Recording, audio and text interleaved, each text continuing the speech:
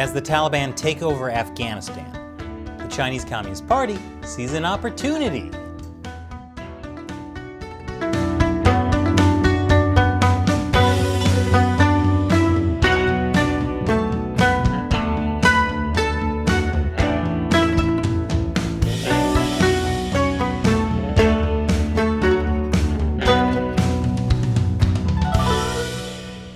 Welcome to China Uncensored. I'm Chris Chappell. After an incredibly botched U.S. withdrawal from Afghanistan, the Taliban have taken control of the country. For more on the situation in Afghanistan, check out the episode on my other show, America Uncovered. But since this is China Uncensored, today we're going to talk about how China is dealing with the U.S. leaving Afghanistan. As of when we recorded this episode, the Chinese Communist Party has not officially recognized the Taliban as the rulers of Afghanistan. But they did say they were ready for friendly relations with the Taliban. China's Ministry of Foreign Affairs spokesperson, Hua Chunying, said the Chinese regime respected the will of the Afghan people and called on the Taliban to implement their promise to form an open, inclusive Islamic government and take responsible actions to protect the safety of Afghan citizens. When I think of the Taliban, the first words that come to mind are open and inclusive, and especially safety. Whether or not you wanted the U.S. to leave Afghanistan, there's no denying that the execution of the withdrawal was a fiasco. And that's been a huge propaganda win for the Chinese Communist Party. It's like the Biden administration just gave the Chinese regime a propaganda Christmas. With so many propaganda presents, the Chinese leader Xi Jinping just doesn't know which one to open first. Should he open the one about how the Taliban's victory embarrasses the U.S. and smashes its image and arrogance? Or maybe the one about how President Biden's efforts to focus on China are bankrupt after what happened in Afghanistan? Oh, I know. He should open the biggest present of all, using U.S. treachery in Afghanistan to scare Taiwan. I'll talk more about Taiwan a bit later in the episode, so stay tuned. America's actions in Afghanistan could have a huge impact on China's plans for a Taiwan takeover. But first, despite enjoying the propaganda bonanza, the Chinese Communist Party is worried. Because here's a dirty little secret. The Chinese regime doesn't really want the U.S. to withdraw from Afghanistan. I'll explain after the break. Welcome back. With the inept U.S. withdrawal from Afghanistan, China's propaganda department is having a field day. I hope they're paid overtime. Probably not. But the reality on the ground is a bit more complicated for the Chinese regime, because they were depending on the U.S. to provide stability in Afghanistan. China shares a border with Afghanistan along the Wakhan corridor. Now, it's a tiny border, only 50 miles long, but it's still a strategically important border for China.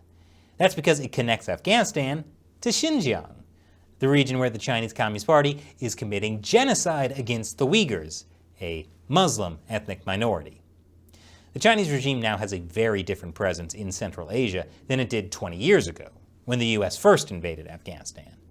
For the last 2 decades, the Chinese Communist Party has been quietly extending footprints into Central Asia, especially through their flagship Belt and Road Initiative. There are more than 200 Belt and Road projects in the region. Beijing has also been expanding their private military companies in Central Asia, largely to guard those Belt and Road projects. But China's military involvement doesn't stop at those private military companies.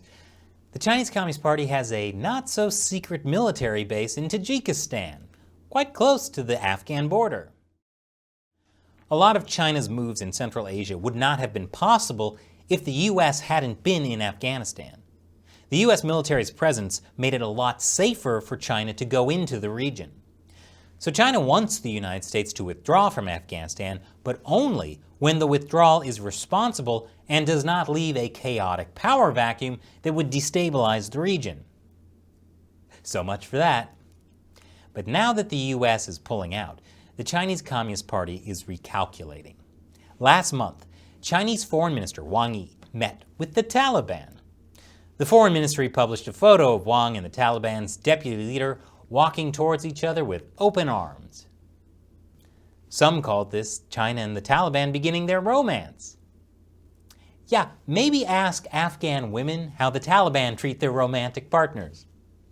Others called it more of a reluctant embrace. Although this was the most high-profile meeting between the Chinese regime and the Taliban, China has been meeting with the Taliban since 2015. China even held secret peace talks between the Taliban and the Afghan government.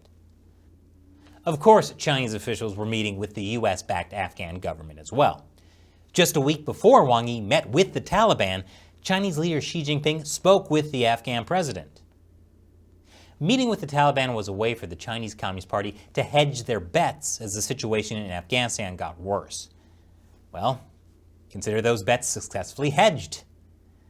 The party has two concerns about Afghanistan. The first is terrorism. The Chinese regime exaggerates the threat of Islamic terrorism in Xinjiang as an excuse for their genocide of the Uyghurs. But they also don't want any actual terrorists crossing over from Afghanistan to China. The Taliban promise they will never allow any force to use the Afghan territory to engage in acts detrimental to China. Of course, since the Chinese regime considers non-violent Uyghurs to also be engaging in acts detrimental to China, this is also the Taliban promising not to object to China's treatment of the Uyghurs. Adding to that reassurance, the Taliban also promised not to interfere in China's internal affairs. So the Chinese Communist Party seems to have gotten what they want there, provided they trust the Taliban. The second issue that concerns the party is investing in Afghanistan. Chinese officials have talked up expanding the Belt and Road Initiative to Afghanistan.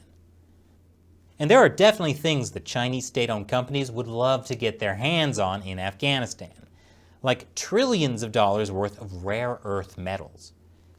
And the Taliban would love to get their hands on that kind of Chinese money. But so far, Beijing hasn't exactly run to invest in Afghanistan because it's kind of dangerous. For the whole of 2020, total Chinese foreign direct investment in Afghanistan was $4.4 million, less than 3% of that type of Chinese investment in Pakistan, which was $110 million for the same year. So far, Chinese state-owned companies have two major projects in Afghanistan, an oil project and a copper mine, and both have run into some big problems. Chinese experts have attributed those failures to the poor security environment in the country. Even in Pakistan, which is a staunch ally of the Chinese regime, Chinese companies have had security problems.